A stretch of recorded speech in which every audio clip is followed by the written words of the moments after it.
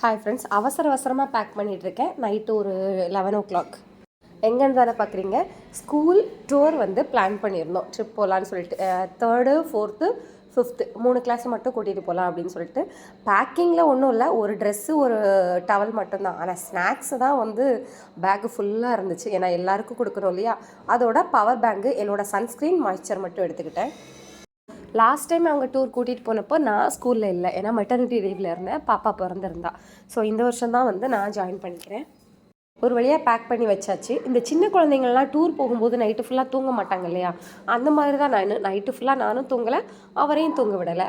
ஒரு 2 o'clock போல் வந்து கிளம்பிட்டேன். ஏன்னா 2:30க்கு வந்து எல்லாரையுமே வர சொல்லியிருந்தோம். கொஞ்சம் சீக்கிரமாகவே போகலாம், ஏன்னா அங்கே பயங்கர ரஷ்ஷாக இருக்கும், அது லேட் டைம் அப்படிங்கிறதுனால கிளம்பி போயாச்சு. 2 o'clock கூட பாருங்கள், ஆலங்குளம் மார்க்கெட் எவ்வளோ ஆக்டிவாக இருக்குது அப்படின்னு.